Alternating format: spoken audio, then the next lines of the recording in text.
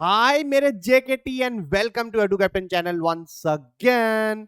तो भैया आज फाइनली हमारा मच अवेटेड चैप्टर, जैसे वो एक मूवी होती है ना जो मच अवेटेड होती है, और भाई कई बार क्या होता है वो मूवी जो है वो फ्लॉप हो जाती है। भाई टेंशन मत लो, ये वाली मूवी आपकी हिट ही हिट होगी, क्योंकि फाइनली आज हम जो है अकाउंट्स का डिलीटेड टॉपिक जो कि नॉट फॉर प्रॉफिट ऑर्गेनाइजेशन है वो स्टार्ट करने जा रहे हैं। यार देखो, नॉट फॉर प्रॉफिट ऑर्गेनाइजेशन ना कोई इतनी बड़ी गेम नहीं है, बहुत ही इजी चैप्टर है, लेकिन उससे आप 4 से 5 क्वेश्चन एटलीस्ट एक्सपेक्ट कर सकते हो आपके सीयूईटी एग्जाम में। ठीक है, तो भैया जो बच्चे सोच रहे हैं ना कि सर ये हमें टॉपिक छोड़ के जाना है, वो मत करना, मैं पहले बता देता हूं, क्योंकि 4 से 5 इसके, 3 से 4 आपके कंप्यूटराइज्ड अकाउंटिंग के, अगर ये दोनों आपने नहीं करे तो भैया 10 तो वैसे ही आपके हो गए ना, कि वो तो अटेम्प्ट करना ही नहीं, और आपको लग रहा है बाकी के 40 आपको आते होंगे जितना आपने बोर्ड में किया है। भाई कुछ क्वेश्चन ऐसे जरूर होंगे जो आपको नहीं आते होंगे, तो आई वुड से देख लो वीडियो, रिस्क मत लो, थोड़े बहुत क्वेश्चन देख जाओ, आपका काम बन जाएगा, क्योंकि एनपीओ बहुत ही इजी आया था। चलो आ जाओ स्टार्ट करते हैं।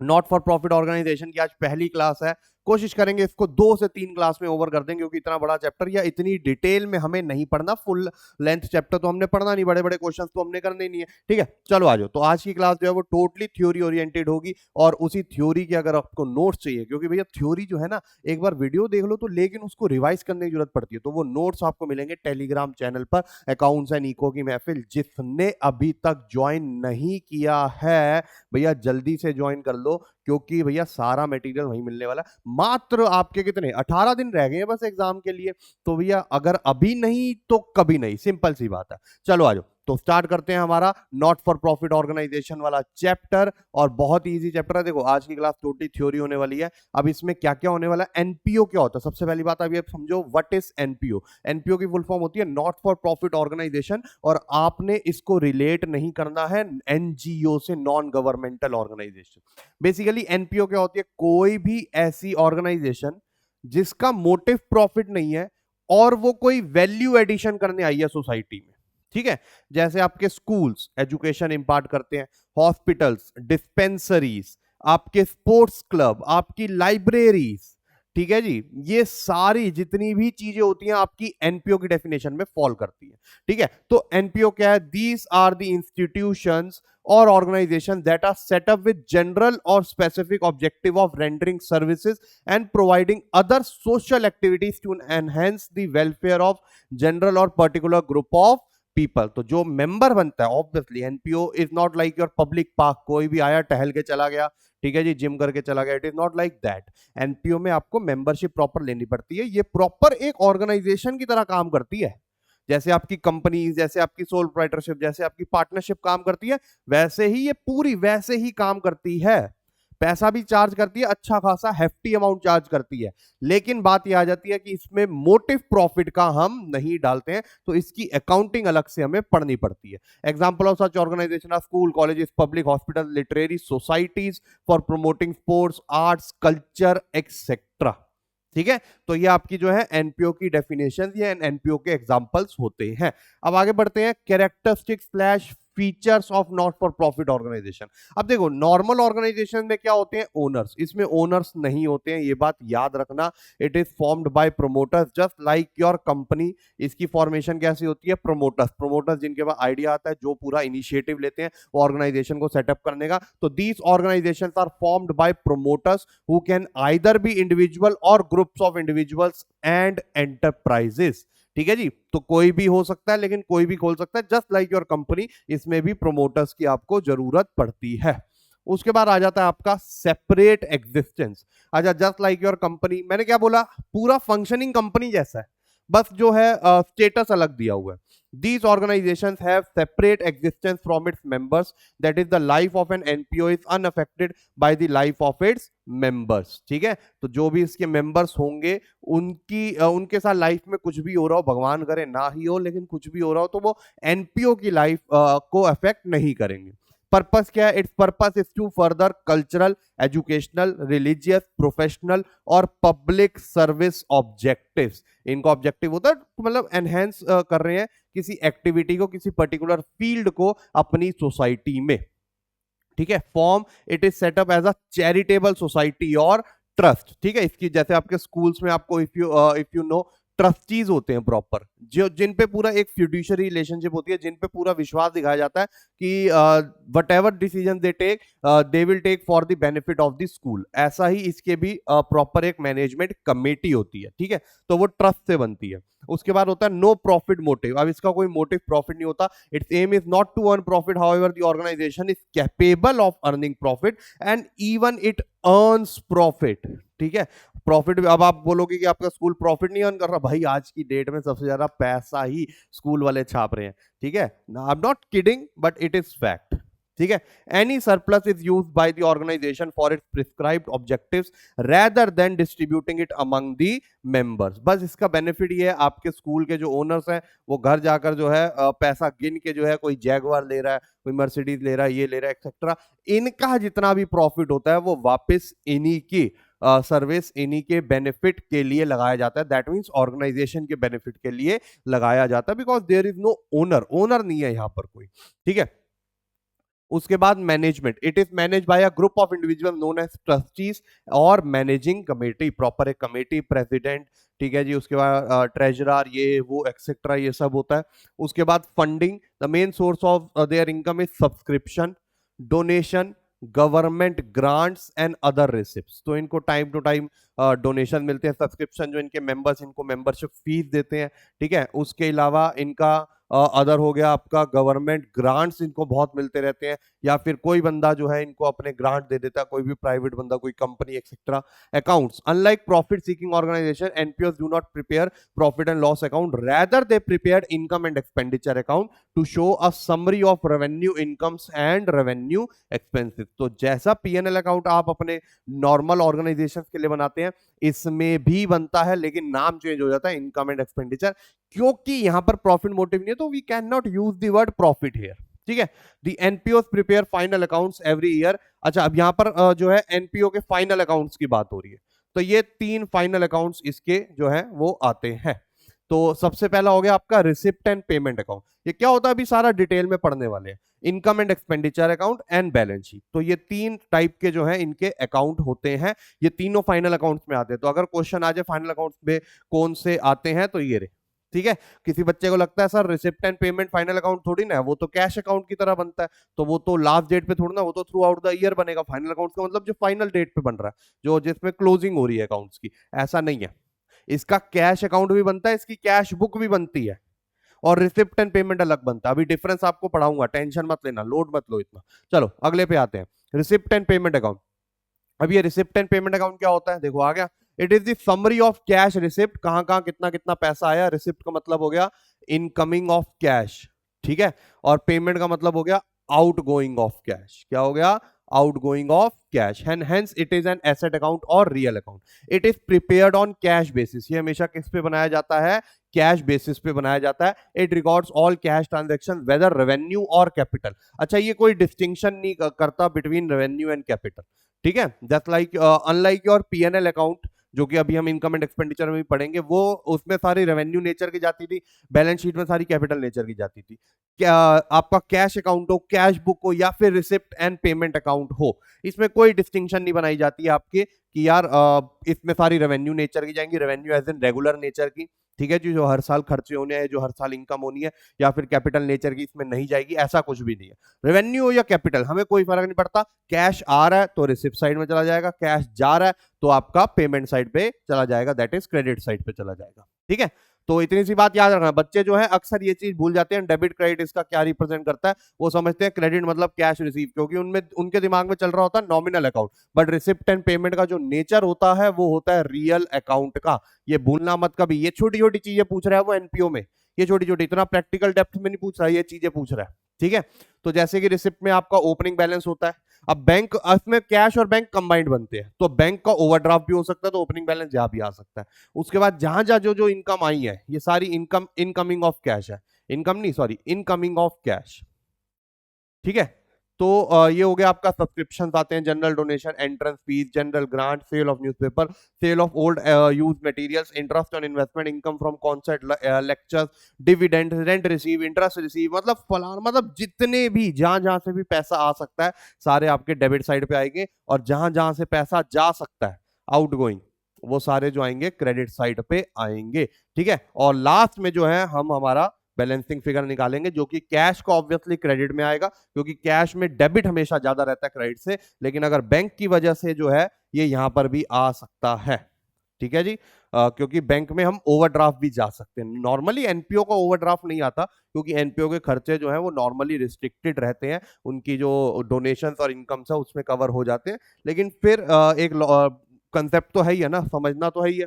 ठीक है, उसके बाद अगर हम आगे चले तो हमारा आ जाता है इनकम एंड एक्सपेंडिचर अकाउंट। क्या आ जाता है? Income and expenditure account. अब ये इनकम एंड एक्सपेंडिचर अकाउंट क्या है भाई? Income and expenditure account basically nothing, normal organization में यही बन जाता है पीएनएल अकाउंट, और यहां पर बन जाता है ये इनकम एंड एक्सपेंडिचर अकाउंट। तो इट इज लाइक प्रॉफिट और loss account of an enterprise और business firm. It shows all revenue income earn and revenue expenses incurred during an accounting period. It is prepared at the end of accounting period on accrual basis of accounting. ठीक है, ये हमेशा किस पे बनाया जाता है? एक्रूअल बेसिस पे. और अच्छा, उसका मैं आपको बताना भूल गया, ये हमेशा बनाया जाएगा कैश बेसिस पे. ठीक है, कैश बेसिस एक्रूअल बेसिस में फर्क क्या होता है? देखो, कैश बेसिस बोलता है कि भैया आई एम नॉट कंसर्न्ड विद कि वो कैश इस साल का है, पिछले साल का है या अगले साल का है. वो कैश है तो ऑब्वियस सी बात है कि वो हमारे उसमें आएगा रिसिप्ट एंड पेमेंट अकाउंट में. एक्रूअल बेसिस बोलता है कि भैया आई एम कंसर्न्ड विद कि कैश जो है इस साल का है, पिछले का है या अगले का है, या फिर इस साल की कोई चीज जो कि हमें मिलनी चाहिए थी इनकम लेकिन मिली नहीं. ठीक है जी, तो वो भी मैं I am also concerned with that also. या फिर कोई चीज जो अगले साल की मिल गई इस साल, वो मैं हटाऊंगा. ठीक है जी, या जो पिछले साल की इस साल मिली वो भी मैं हटाऊंगा. मुझे सिर्फ इस साल का देखना है. एक्रूअल बेसिस हमेशा ड्यू बेसिस पे चलता है कि इस साल का कितना ड्यू था, वेदर रिसीव्ड और नॉट. वेदर रिसीव्ड और नॉट, जो कि ऑब्वियसली आपने क्लास 11th में आपने पढ़ा होगा. ठीक है जी, क्लास 11th में आपने पढ़ा होगा ये चीज. ठीक है, कि it is concerned only with due basis, whether received और नॉट. और कैश बेसिस बोलता है I am concerned with cash received and paid whether due और नॉट. ऐसे वाला सीन होता है. ठीक है, तो ये हमेशा इसका. अच्छा, इसका क्या नेचर होता है? इसका नेचर होता है नॉमिनल अकाउंट का. And therefore all revenue expenses and losses incurred are recorded on debit side just like your PNL, and all revenue income are recorded on the credit side. और ये सिर्फ revenue nature की चीजें जो है ये लेगा, सिर्फ रेवेन्यू नेचर की. Revenue as in regular. ठीक है, रेवेन्यू एज इन वो नॉर्मल खर्चा उसका, कोई ऐसा एक्स्ट्रा ऑर्डिनरी खर्चा नहीं है जो कई सालों बाद दोबारा जाकर होगा. तो ये सारा आपका रेवेन्यू नेचर का इनकम एंड एक्सपेंडिचर. अच्छा, अब इसका फॉर्मेट कैसा होता है? इसका फॉर्मेट कुछ ऐसा होता है, income and expenditure account for the period and. Obviously आपको फॉर्मेट याद नहीं करना, बनाना नहीं है. रिसिप्ट एंड पेमेंट हो, और आपका इनकम एंड एक्सपेंडिचर हो या balance sheet, hardly matters to. ठीक है, उसके बाद आपके देखो, debit side represents expenses and losses. ठीक है, और क्रेडिट साइड रिप्रेजेंट्स आपकी incomes and gains. Incomes and gains. तो अगर हम एक्सपेंडिचर साइड देखें, देखो कितनी सैलरी मिली इसमें एट द एंड, ये सारा आपको सिखाऊंगा कैसे निकलता है. आउटस्टैंडिंग एट द एंड कितना है, मतलब इस साल का कितना है और पिछले साल का आउटस्टैंडिंग कितना था वो माइनस करो. उसके अलावा जितने भी खर्चे हैं वेदर पेड और नॉट, ये सारे डेबिट साइड में आ गई. और जितनी भी इनकम है वेदर रिसीव्ड और नॉट, ये सारे आपके जो हैं क्रेडिट साइड पे आ जाएंगे. ठीक है, फिर आप जो है इसको बैलेंस करोगे, आपस में मैच करोगे, और मैच में निकल के आएगा कि यार सरप्लस आ रहा है या डेफिसिट आ रहा है. सरप्लस तब आता है जब आपकी क्रेडिट ज्यादा हो डेबिट से, that is income over expenditure. और डेफिसिट तब आता है जब आपका एक्सपेंडिचर ज्यादा हो आपके इनकम से. और ये चीजें, ये छोटी छोटी चीजें याद रखना, ये असर्शन रीजनिंग स्टेटमेंट वाले क्वेश्चन में पूछता है, या नॉर्मली भी वो पूछ सकता है. उसके बाद either of the two will appear, दोनों तो ऑब्वियसली एक साथ नहीं आ सकते. एक्सपेंडिचर साइड में क्या आते हैं? सारे आपके revenue expenditures of current period. ठीक है जी, और इनकम साइड वेदर पेड और नॉट, सिंपल सी बात है, ड्यू था तो मतलब आएगा. सिमिलरली इनकम भी सारी रेवेन्यू इनकम आती है फॉर करंट पीरियड ओनली. उसके बाद चलते हैं हमारा accounting treatment of special items. अब ये वाला जो टॉपिक है ये सबसे ज्यादा आप लोगों के लिए इंपॉर्टेंट है for from CUET point of view, सबसे ज्यादा इंपॉर्टेंट है. अब इसमें क्या होता है, देखो सबसे पहले एंट्रेंस और एडमिशन फीस की अगर हम बात करें तो एंट्रेंस एडमिशन फीस क्या होता है। देखो जब भी कोई न्यू एडमिशन आता है, देखो जब भी आप एक क्लास से दूसरी क्लास में जाते हो स्कूल में, तो उसमें क्या होता है, हर साल आपसे स्टार्टिंग में एक एडमिशन फीस लेते हैं कि नहीं लेते हैं, जो कि आपको हर बार ही लगता है कि यार ये तो ठगी ठगी कर रहे हैं हमारे साथ, तो चीटिंग कर रहे हैं कि हर साल एडमिशन फीस लेते हैं। स्कूल में एडमिशन तो हमारा हो गया ना, वो एडमिशन फीस जो है वो आपके एक नई क्लास में एडमिशन लेने के लिए, जो कि अगेन आगे भी उन्हें सबमिट करनी पड़ती है। ठीक है, सीबीएसई या जिस भी बोर्ड से ओरिएंटेड है वो, तो ये होती है एंट्रेंस और एडमिशन फीस। अब it is the amount that is paid by a person to become a member of NPO. It is treated as revenue receipt which is shown on the credit side of income and expenditure. ठीक है, तो इस वाले topic पे ना बहुत debate चलती है। कई लोग मानते हैं, कई अकाउंटेंट मानते हैं कि भैया एक ही बार पे करता है बंदा, बार बार तो करता नहीं, रेगुलर नेचर का कैसा हुआ। ठीक है, और कई अकाउंटेंट बोलते हैं कि नहीं यार रेगुलर नेचर के, क्योंकि अगले साल भी तो कोई कोई ना कोई तो एंट्रेंट आता ही रहता है ना, तो हर साल तो आपको एंट्रेंस फीस मिलती ही रहती है। ठीक है, तो इसलिए एक चीज पे सेटल हुआ है कि भैया जब तक कुछ नहीं दिया हुआ तो हम उसको रेवेन्यू रिसिप्ट मान के क्रेडिट साइड में डाल देंगे। Life membership fees, life membership fees होती है, कई बार क्या होते हैं कि स्टूडेंट्स जो है, कुछ स्टूडेंट जिनके फादर लोग जो है भैया, फादर या पेरेंट्स, फादर नहीं बोलूंगा, पेरेंट्स जिसमें फादर मदर दोनों आ जाते हैं, वो जो है काफी पैसों वाले होते हैं, काफी उनके पास जो होता है दमड़ी होती है, तो वो कहते हैं भाई पूरे स्कूल की फीस हमसे एक ही बार ले लो, पूरे पूरे 12th तक की फीस हमसे एक ही बार ले लो, तो वो हो जाती है लाइफ मेंबरशिप फीस। या फिर कई ऐसे क्लब्स होते हैं, ठीक है, स्पोर्ट्स क्लब ये वो, जहां पर मेंबर्स अपने पूरी लाइफ टाइम की फीस दे देते हैं। ठीक है, तो it is account of capital nature, क्योंकि वो जो है बहुत कम आती है, रेगुलर नेचर की नहीं होती है, and added to capital fund on the liability side of the balance sheet. तो ये वाली जो चीज है ये याद रखना। कैपिटल फंड क्या होता है, जैसे देखो जनरल फंड, कैपिटल फंड, बड़े सारे नाम है इसके, अभी हम पढ़ेंगे।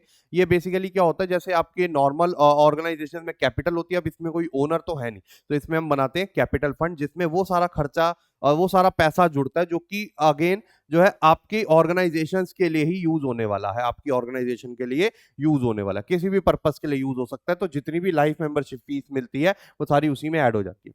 उसके बाद आ जाते हैं आपके स्पेशल रिसिप्ट। अब स्पेशल रिसिप्ट क्या होते हैं, it is the receipt for an amount of special occasion. और वो स्पेशल ओकेजन क्या हो सकती है, कोई एनुअल डिनर हो रहा है किसी बड़े सेलिब्रिटी का, किसी बड़े गेस्ट का, एनुअल फंक्शन हो रहा है, एनुअल कॉन्फ्रेंस हो रही है, मीटिंग्स हो रही है, amount received for annual dinner, ये वो एक्सेट्रा।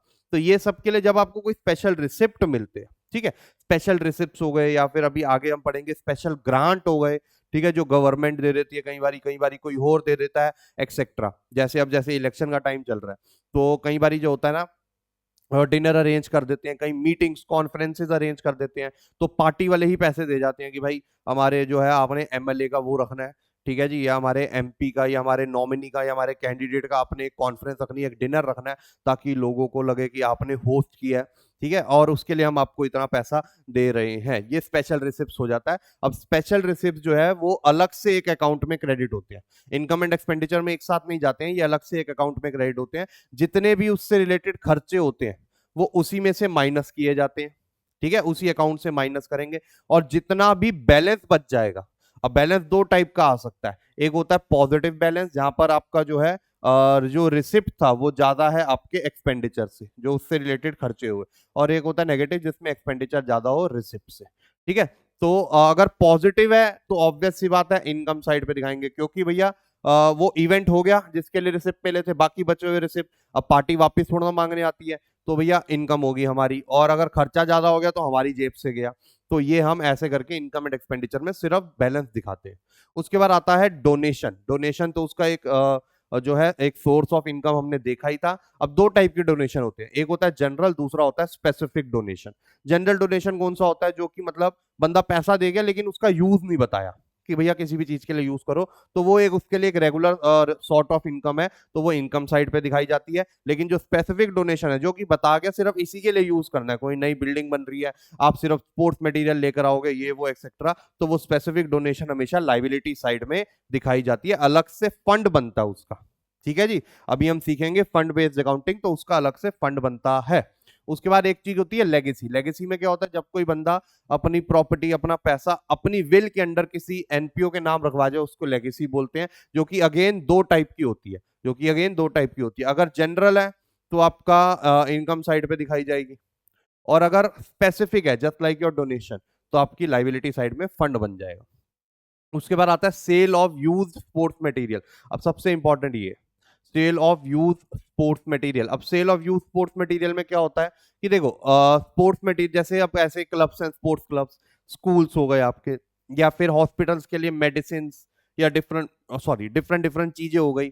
तो ऐसे में जितना भी स्पोर्ट्स मटेरियल है, अगर आपने उसको कंज्यूम्ड मान लिया, कंज्यूम्ड का मतलब है आपने उसको जीरो कर दिया, राइट ऑफ कर दिया अपनी बुक से, ठीक है जी, कि भैया मैं तो इतना यूज कर चुका हूं, तो आपने उसको एक्सपेंडिचर साइड में डाल दिया। और अगर उसके बाद बेचो, जैसे आपने सपोज करो आपने एक एसेट खरीदा, ठीक है, हमने डेप्रिसिएशन का कंसेप्ट करा हुआ है 11th में, तो आपने एक एसेट खरीदा जो कि सपोज करो 1 लाख रुपए का था।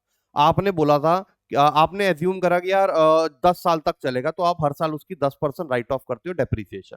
तो आपने पूरा 10 साल यूज कर लिया, तो इसका मतलब है वो 10 10 10 10 हजार करके 10 साल में पूरा जीरो हो गया होगा।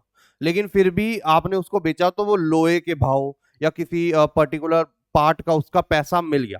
तो वो जितना भी पैसा मिल गया आपके लिए, वो क्या बन गई, इनकम, पूरी की पूरी इनकम बन गई। क्यों? क्योंकि आप तो पूरा ही अपनी बुक्स में उसको जीरो कर चुके थे। तो यही होता है कि जब भी स्पोर्ट्स मटेरियल को पूरा कंज्यूम्ड दिखा देते हैं हम, तो उस पे आने वाला जितना भी पैसा होता है एंटायर, ठीक है जी, sale proceeds is shown as income.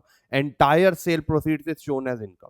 लेकिन अगर आपने उस ओल्ड स्पोर्ट्स मटेरियल को जीरो नहीं किया था, कंज्यूम्ड नहीं माना था, वो अभी भी आपकी बुक्स में एज अ स्टॉक आ रहा था, तो उस पे सिर्फ जो गेन आएगा वो इनकम में दिखाया जाएगा, पूरा सेल प्रोसीड्स नहीं, जितना गेन होगा। और अगर उस पे अगर लॉस हो गया, तो फिर वो आपका इनकम एंड एक्सपेंडिचर के एक्सपेंडिचर साइड पे दिखाया जाएगा। क्या ये बात क्लियर है कि नहीं क्लियर?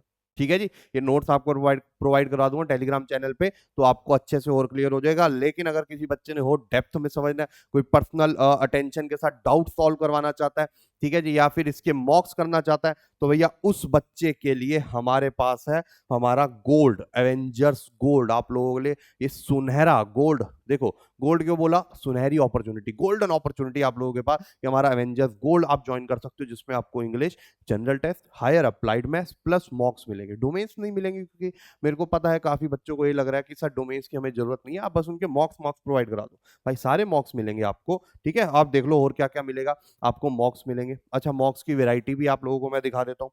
आपके टॉपिक वाइज अलग है, आपके फुल लेंथ मॉक्स अलग हैं, उसके अलावा आपके वर्बल के अलग हैं, जीटी के अलग हैं, आईपी मैट, जिप मैट, ठीक है जी, एनएमआईएमएस, क्राइस, जितने भी एंट्रेंस एग्जाम आप दे रहे हो सबके आपको मॉक्स मिलते हैं। उसके अलावा आपको ई बुक्स, क्वेश्चन बैंक्स, ये सब मिलता है। मेंटरशिप मिलती है आपके आपके फेवरेट फैकल्टीज से, जिससे भी आप कनेक्ट करना चाहते हैं, जिससे भी डाउट है। वर्बल की क्लासेस आपको आपके भुप्पी भैया जो है वो प्रोवाइड करवाते हैं। उसके अलावा अगर आपको कोई भी क्वेरी हो, कोई भी टर्म्स एंड कंडीशन जाननी हो, कोई ऑफर चल रहा हो वो जानना हो, तो आप एडू कैप्टन का जो है एप्लीकेशन डाउनलोड कर लो प्ले स्टोर से, आपको तुरंत मिल जाएगा। प्लस डिस्क्रिप्शन में आपको जो है व्हाट्सएप नंबर मिल जाएगा, आप उस पर भी मैसेज करके पूछ सकते हैं।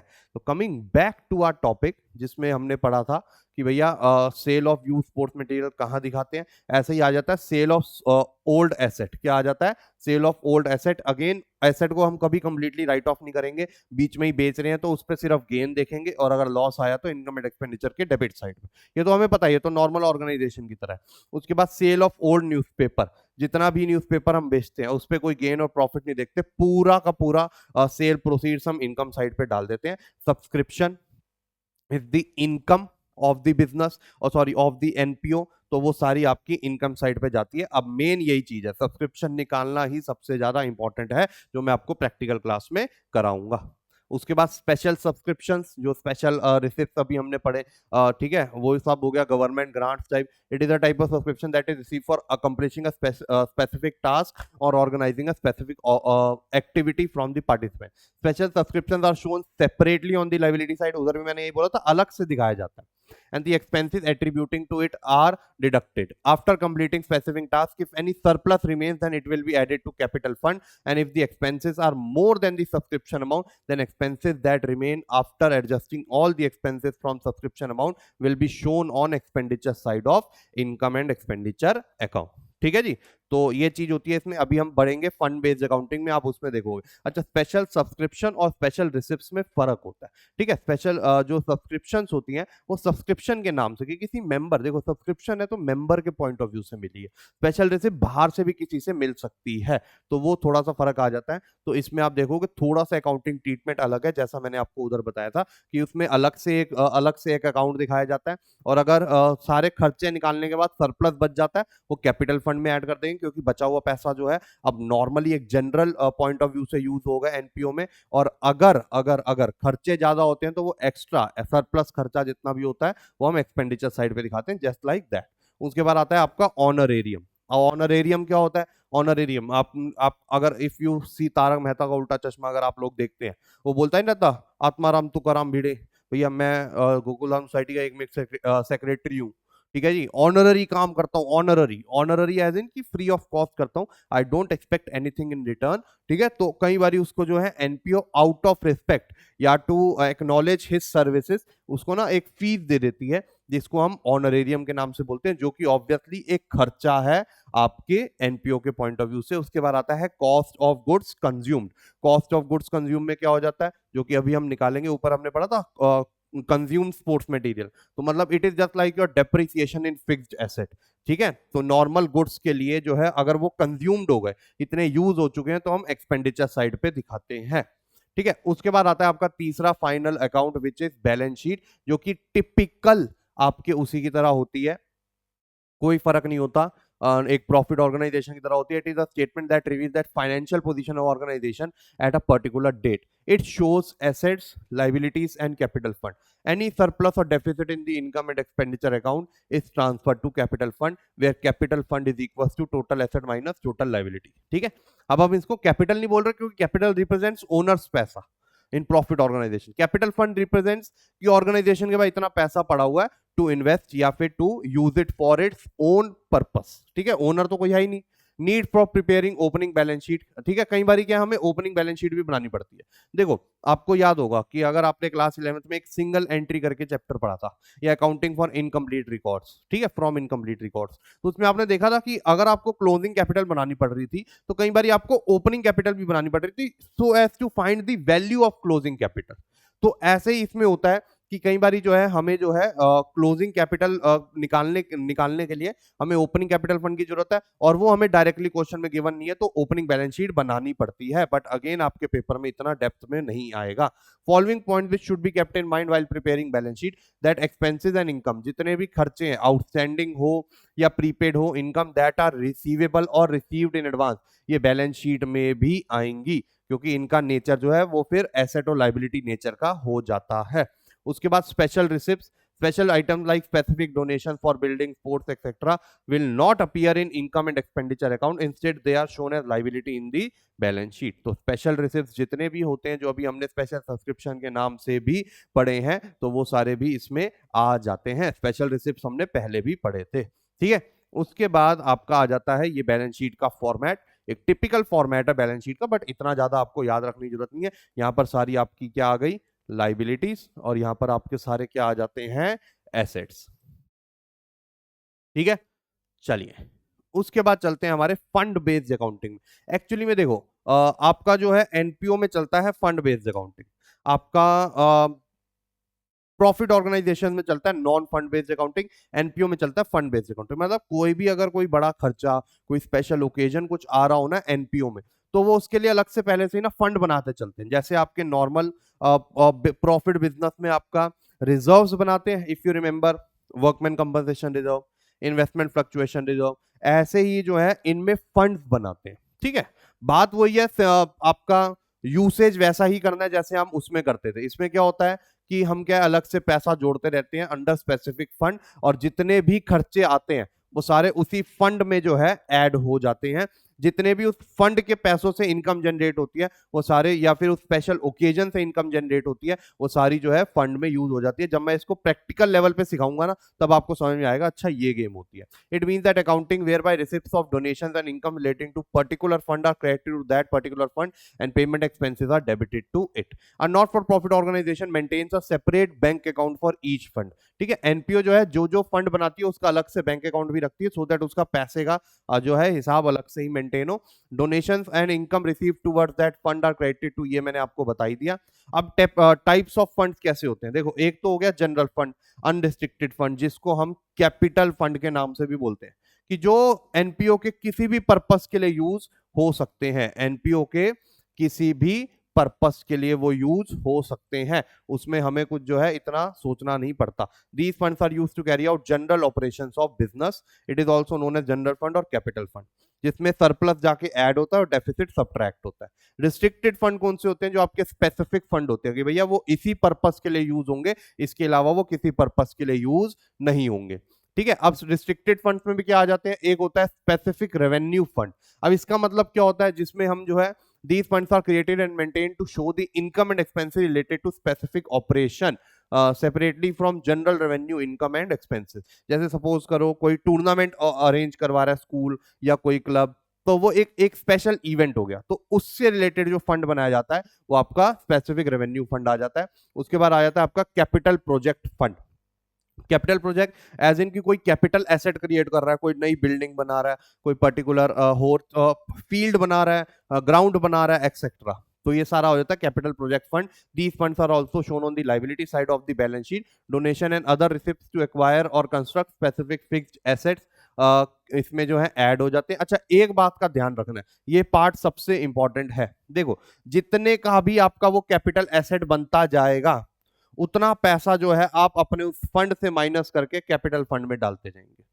ये बात हमेशा याद रखना, ये बात हमेशा याद रखना। जितने का, जैसे सपोज करो हमने फंड बना रखा है 10 लाख का बिल्डिंग फंड, ठीक है जी, कितने का है, सॉरी 7 लाख का, इस पे 1 लाख डोनेशन और मिली, वो इसी में ऐड होगी क्योंकि वो स्पेसिफिक डोनेशन है, बोला हुआ है बिल्डिंग के लिए।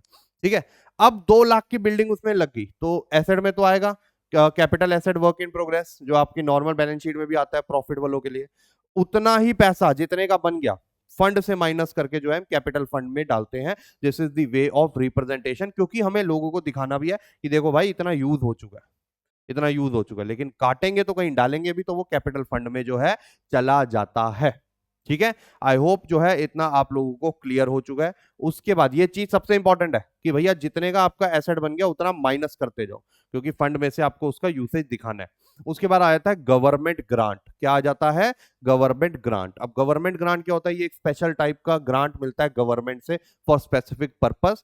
Such specific grant is to be used only for the purpose for which it is granted. Example, polio eradication programme, जैसे डिस्पेंसरीज को मिलता रहता है, which is restricted to polio eradication purposes। ठीक है, ऐसे आपके कोरोना के टाइम पे मेडिसिन बनाने के लिए कई लोगों को ग्रांट मिला था, कई कंपनीज को ग्रांट मिला था, ऐसा type.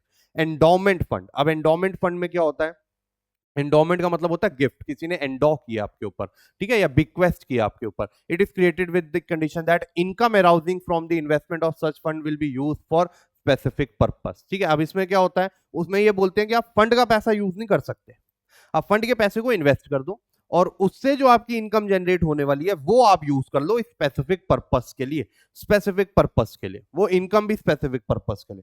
Principal amount of these fund remains unchanged, क्योंकि आप फंड का पैसा यूज ही नहीं कर सकते। ठीक है, उसके बाद आता है आपका एन्युटी फंड। एन्युटी फंड क्या होता है, एन्युटी फंड एनुअल, ठीक है, एनुअल से वर्ड बना एन्युटी। तो it is established when an NPO receives assets from a donor with a condition to pay specified amount periodically annual बताया ना मैंने आपको, to designated beneficiary or beneficiary. तो कई बार क्या होता है कि कोई बंदा होता है, जैसे उसकी डेथ हो रही है, ठीक है जी, तो अब जैसे वो होता है वो डब्ल्यू के नीचे पैसा पड़ा है, याद है आपका धमाल मूवी में, ऐसे ही कई बंदे कहते हैं कि भाई मेरे बैंक में इतना पैसा पड़ा है, ये मैं एनपीओ को दे रहा हूँ, लेकिन एक कंडीशन है कि इस पे जितना भी इनकम जनरेट करेगा एनपीओ, ठीक है जी, तो वो या फिर उस पर्टिकुलर फंड से जो है हर साल मेरे बच्चों को इतना अमाउंट मिले, मेरी फैमिली को इतना अमाउंट मिले, कि भाई उनका टेक केयर होता रहे, उनके जो है खर्चे निकलते रहे एक्सेट्रा। तो ये होता है एन्युटी फंड। अगला होता है लोन फंड, जिसमें जो है अब जैसे ज्यादातर स्कूल्स को मिलता है ठीक है जी, कि भैया कि जो बच्चा अफोर्ड नहीं कर सकता फीस, उसको एजुकेशन लोन दे दें हायर स्टडीज और ये सब के लिए, तो वो लोन फंड जो है मेंटेन करते हैं। उसके बाद आ जाते हैं आपके differences, receipt and payment and income and expenditure. ठीक है, देखो, it is prepare to know the cash receipt and cash payment, और ये सरप्लस और डेफिसिट के लिए बनाया जाता है। इसका नेचर क्या है, ये रियल अकाउंट का, और इसका नेचर क्या है, नॉमिनल अकाउंट का है। बेसिस ये कैश बेसिस फॉलो करता है और ये एक्रूअल बेसिस फॉलो करता है, ये सब मैंने आपको बता दिया। इसके ओपनिंग क्लोजिंग बैलेंस होते हैं, इसके नहीं होते हैं। नेचर ऑफ आइटम, इसमें एक्चुअल रिसिप्ट्स एंड पेमेंट जाते हैं, इररिस्पेक्टिव वो रेवेन्यू नेचर का है या कैपिटल का, इसमें जो है सिर्फ और सिर्फ रेवेन्यू नेचर की ही चीजें जाएंगी। बैलेंस शीट, इसमें बैलेंस, इसके साथ बैलेंस शीट नहीं बनाते, इसके साथ बैलेंस शीट बनाना कंपलसरी होता है। उसके बाद the basic go up income and expenditure और प्रॉफिट एंड लॉस अकाउंट पे, इसका ऑब्जेक्टिव है to check whether the NPO is in surplus or deficit. ये है प्रॉफिट ऑर्गेनाइजेशन के लिए चेक करने के लिए, उन्होंने प्रॉफिट कमाया या लॉस। ये सिर्फ एनपीओ के लिए बनाया जाता है, ये आपका प्रॉफिट मोटिव वाले बिजनेस के लिए बनाया जाता है। इसका बेसिस ऑफ प्रिपरेशन क्या होता है, रिसिप्ट एंड पेमेंट। इसका बेसिस ऑफ प्रिपरेशन होता है trial balance and other information. ठीक है, it this balance represent surplus or deficit, ये रिप्रेजेंट प्रॉफिट और नेट लॉस। ये डिफरेंसेस पढ़ लेना बहुत इंपॉर्टेंट है। उसके बाद फाइनली आपका आ जाता है receipt and payment account and cash book. It is prepared on cash book. अच्छा ठीक है, अब बच्चों को लग रहा था ना receipt and payment account cash book ही होता, नहीं, कैश बुक भी बनाता है एनपीओ। कैश बुक जो है डेली बेसिस पे अपडेट करता है, इतना खर्चा हो गया जल्दी से डाल दो, आज इतनी इनकम हुई है इतनी डाल दो। रिसिप्ट एंड पेमेंट उसका एक समराइज्ड वर्जन है जो क्लब करके चीजें बताता है, वो डेट वाइज नहीं चलता। तो ये बनाया जाता है on the basis of cash book, और ये बनाया जाता है on the basis of each transaction, daily transaction. Period ये एट द एंड बनाया जाता है, ये थ्रू आउट चलता है। ईयर, डेट जो होता है इसमें डेट नहीं मेंशन करते, इसमें डेट वाइज चलता है क्रोनोलॉजिकल ऑर्डर में। इंस्टीट्यूशन एनपीओ बनाता है, ये एनपीओ भी बनाता है और अदर भी बनाते हैं। साइड इसकी रिसिप्ट साइड होती है और पेमेंट साइड होती है, इसकी डेबिट एंड क्रेडिट साइड होती है। इसमें लेजर फोलियो नहीं बनाना होता, इसमें लेजर फोलियो बनाना होता है। ठीक है, तो ये डिफरेंसेस होते हैं। That's all for the video. बस आपको इतनी ही थ्योरी पढ़नी है, इससे ज्यादा आपको थ्योरी नहीं पढ़नी है। ये भी मैंने आपको थोड़ा एक्स्ट्रा ही पढ़ा दिया, इससे ज्यादा आपको नहीं पढ़नी है। डिफरेंसेस पढ़ लेना, वो इंपॉर्टेंट। ठीक है, तो अब हम आपको मिलते हैं प्रैक्टिकल क्लास में। आई होप आपको वीडियो अच्छी लगी हो तो यार कमेंट कर देना, सर मजा आया, waiting for practical now. Practical, ठीक है, चलो आ जाओ, तो मिलते हैं नेक्स्ट वीडियो में। तब तक के लिए bye bye, take care and have fun.